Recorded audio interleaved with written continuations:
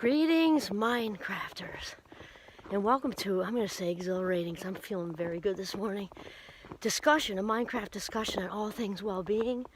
Wow, today this is rolling out of me. My name is Kimberly Quinn, and I am beyond elated to be having this conversation with you today. And I'll tell you, I should be totally crazed out right now with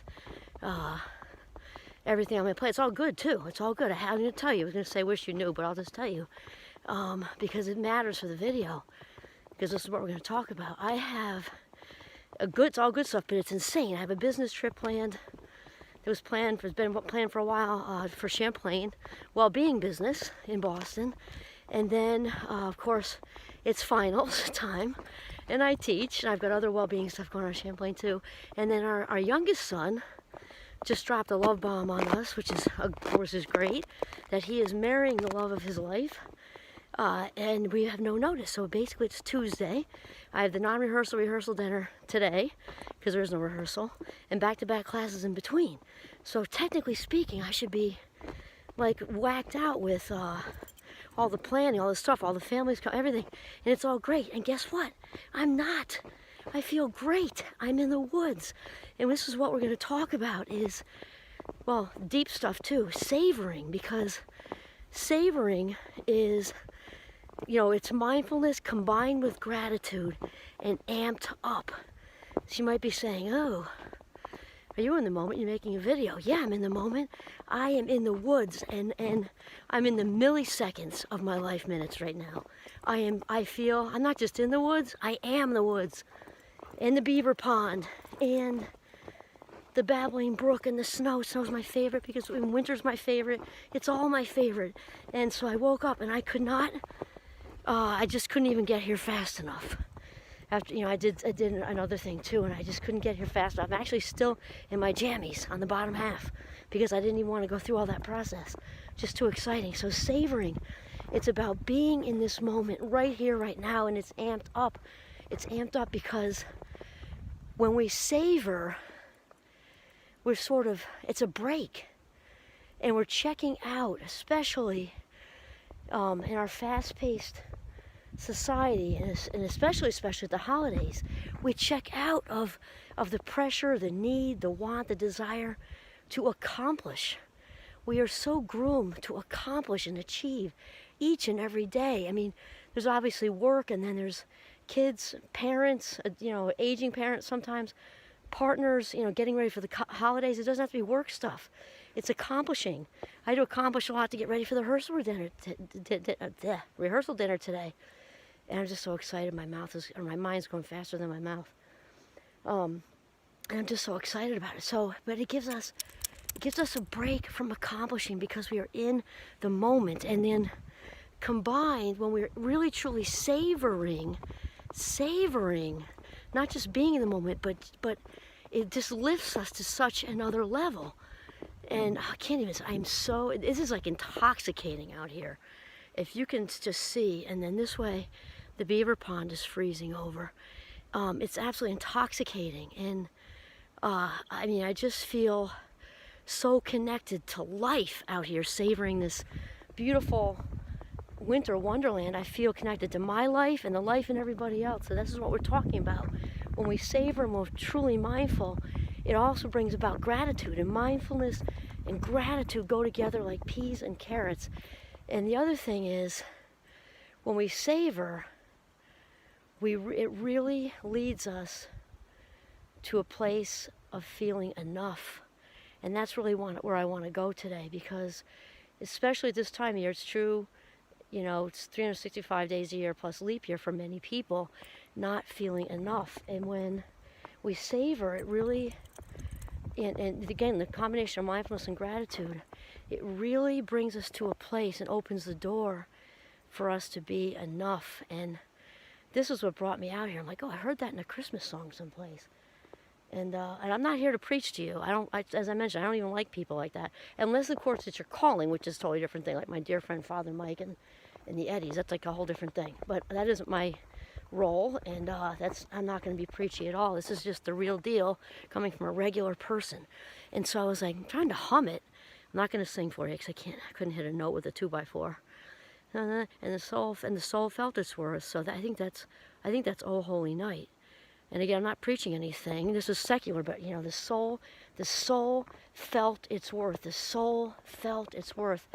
And that's when I was humming that tune in the kitchen early this morning. I'm up at 5 o'clock in the morning because I get up early because I just wake up hitting the ground running, and I feel like I had the world by the ass. So anyway, and there's not much more beautiful than the sun rising over freshly fallen snow. So, gosh, I couldn't even get out of the house fast enough. So the soul felt its worth, because this is the main thing we've been talking about in these episodes in Minecraft, not all of them, but most of them, about that feeling of original worthiness and value, because without feeling our own worth and our own value, it's very difficult even to get through life, live the highest version of ourself. Oh my God, the brook is so gorgeous.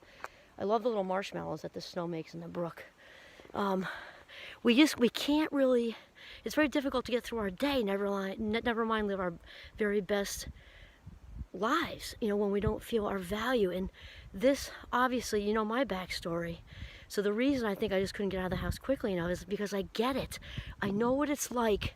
I know what it's like to not feel valuable and not feel worthy of being loved and just not feeling worthy, period. And I also know what it's like to work so hard at trying to figure out what that even means and feels like and how to get it. And so way back when I was just beginning this journey of self-love, way back when, I just we talked about mindful and mindless giving yesterday, I think it was, right? And I obviously mixed with genuine giving, because I love to give to people. I still love to give to people every day and try to think of that whole service mindset and things. And with that said, there was a large part of my giving, large part of my giving was mindless, because I thought, I don't know if I was consciously thinking this, I thought that I had to do good things for people, to be a good person. I had to do, I was a human doing, because I didn't feel enough on the inside. So I thought if I keep doing good things, I could convince myself, because I didn't feel like I was a good person. I mean, if you asked me, I probably might say I was, but I don't think I felt that way back when. And so I was trying to convince myself and everybody around me that I was a good person, that I was worthy, that I was enough, when inside I didn't feel that way at all. And the reason is because didn't have it mirrored for me. And again, I'm not saying with blame, because I'm way past that.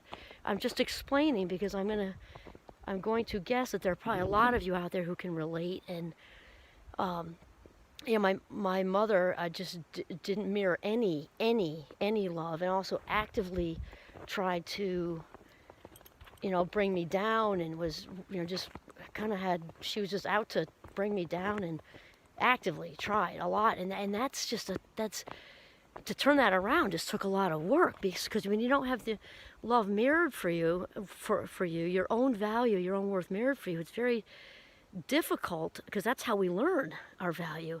And thankfully I had some value from some value mirrored for me from my grandmother. And then the whole story was St. Mike's, my angels there, and also Champlain, and my good friends and good people. But the thing is, this is so huge, and to really learn and come into our own value. And savoring is such a big part of it, because savoring opens the door for us to be in this place, to see our own worth. And here's the thing, you can start out small, with, I'm thinking like, biting into like a really succulent orange, or, hot chocolate or something like that. And that might sound silly. She's jumping from like deep self-worth to hot chocolate. Yes, I am. Because if somebody who's the whole idea of self-love is so foreign to them, which I so get it.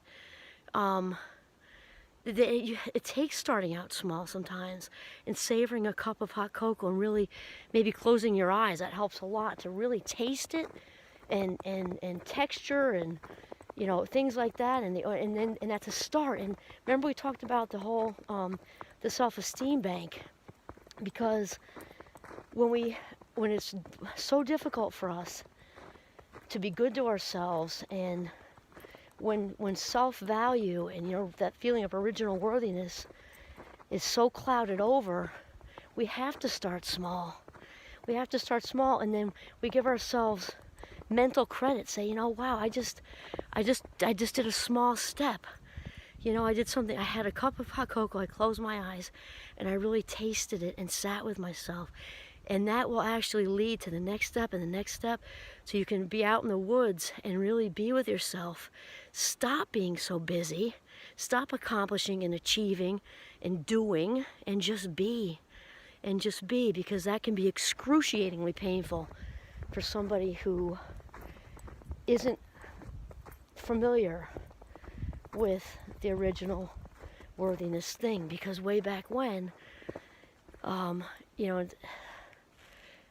were shamed, I'm guessing, and again, how that goes. Broken people often try to break other people, and we talked about shame being the most excruciating, toxic emotion a human being can feel.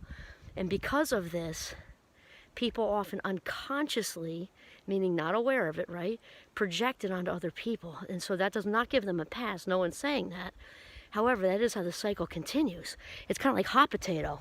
I don't want it. Here you go. You have it. And parents do that, to their kids frequently, especially in addicted homes. It doesn't have to be. And I'm sure that's certainly the case with, the addiction that I grew up with, no question. Again, the idea is not to blame. It doesn't help anyone. The idea is just for me to describe to you, so hopefully you can relate, because, it's definitely, a main mission in life for me to, is even though I'm just a grain of sand on an infinite beach, to do the very best I can to spread as much positivity as possible to the world. I know it sounds, I don't know what that sounds like, but it's so authentic. I don't have an arrogant cell in my body or an egotistical cell in my body. I mean, think about the backstory. There's not really a lot of room for that. As this is rolling out of me, I feel like I can't even take credit for this video, because it's just so to spread as much positivity as possible. And I also I feel deeply moved and motivated. This is coming from the inside out. In fact, today, honestly, I feel like I can almost implode, because I just feel so connected to the gift of life I was given, and the gift of life in everyone. I just feel so connected today because of this savoring thing. And the other part of my mission, I think, because I know how excruciating it is to not feel valuable, worthy of being loved, and to try so hard to get people, to try to work at being loved, that it is part of my mission, in addition to spreading positivity everywhere I can, to channel value to other people who feel broken and empty, because their authentic self is still in the back seat, or maybe even the trunk, because that happens because there's a lot of brokenness that's out there and can lead to that. And let me just tell you, on just the most amazingly positive note, is to start taking the steps and surround yourself with really good people who can mirror that value for you, and begin to start savoring every life minute, because this opens the door for the mindfulness and gratitude to really amp itself up. And savoring is also the precursor to flow, which is what I'm in right now, in case you can't tell. That's when you just lose all sense of the time, the clock, because there's nowhere else you'd rather be, and no one else you'd rather be. And I just was so moved to just say that today, because there just isn't a better feeling in the world than when your authentic self moves out of the trunk into the back seat, then into the back seat, and into the passenger seat, and then in the passenger seat slides over into the driver's seat, and you get your authentic power back. That feeling of original worthiness that we came into this world with, and to have that back again. Excellent. Oh man, this is just so much fun. Little G and I are going to continue our walk and savor every second of this morning until it's time for our son's rehearsal dinner. This is Kimberly Quinn signing off from the gorgeous woods in northern Vermont. Have a mindful day and savor it.